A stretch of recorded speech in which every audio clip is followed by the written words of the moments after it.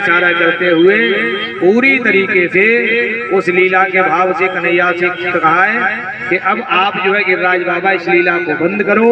यहाँ गिरिराज बाबा कहते हैं कि हे भक्तों, आपकी तपस्या से मैं अत्यधिक प्रसन्न हूँ। आपने बड़े भाव से मेरा भोग लगाया है। इस भाव से बहुत ही आनंद से, बहुत ही प्रसन्नता से यहाँ प्रसन्न मुद्रा में गिरिराज बाबा सभी को आशीर्वाद देते हैं। कन्हैया ने कहा कि ब्रजवासियों, गिरिराज पर्वत से धीरे धीरे नीचे सब उतरते हुए चलो।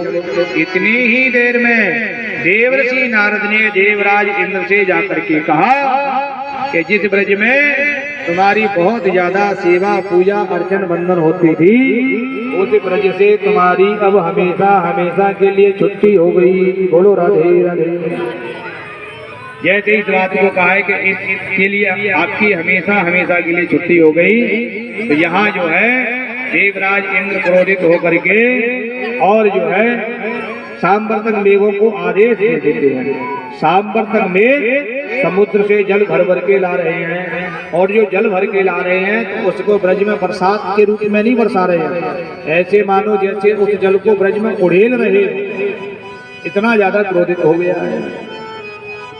जैसे ही घनघोर घटाएं छाने लगी, बादल आपस में गरजने लगे, सारे ब्रजवासी समझ गए कि देवराज इंद्र को पता चल गया, अब इंद्र भगवान हमको जीवित नहीं छोड़ेंगे। इस भाव जो है सभी ब्रजवासी कहते हैं कि लाला कन्हैया, अब तू अपने देवता से कह के हमारी रक्षा कर ले, नहीं तो अब बड़ा मुश्किल हो जाएगा हमारा बचना।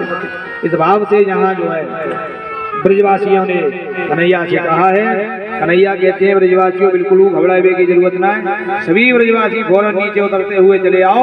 और सारे ब्रजवासी जैसे नीचे उतर के आए, इतनी ही देर में कन्हैया ने गिरिराज पर्वत को अपनी कनिष्ठिका उंगली के नख पर धारण कर लिया। 7 कोस का गिरिराज पर्वत, 7 दिन 7 रात्रि 7 वर्ष 56 दिन के कृष्ण कन्हैया गिरिराज पर्वत को धारण किए रहे। ऐसे गिरिराज पर्वत के नीचे सारे ब्रजवासियों को बुलाया, और सारे ब्रजवासी जैसे पर्वत के नीचे आए हैं, पर्वत के नीचे आते ही शेषनाग को आदेश दिया कि शेषनाग चारों तरफ से पर्दी बना लो। सुदर्शन चक्र को आदेश दिया कि आप जो है गिरिराज पर्वत के ऊपर जब तक भ्रमण करते रहेंगे, तब तक एक बूंद जल भी पर्वत पर दिखाई पड़े। एक बूंद जल पर्वत पर रुकना नहीं चाहिए। सारे पर्वत के ऊपर जल को नीचे उतार रहे हैं सुदर्शन चक्र, और जो है चारों तरफ से पर्दी बनाए हुए शेषनाग एकदम मुस्तैदी से खड़े हुए कि एक बूंद जल अंदर न आने पाए। अगस्त मुनि को बुला करके भगवान ने कहा, हे मुनिवर, आप पधारिए, आपको ये संपूर्ण जल पान करना है। अगस्त मुनि समुद्र को, ये जो अंजलि होती है ना, जिसको हम आचमन के रूप में पान करते हैं, ऐसे 3 अंजलि में पूरे समुद्र के जल को पान कर जाते हैं। बोलो राधे राधे। ऐसे ऐसे हमारे भारतीय संस्कृति में महान संत हुए।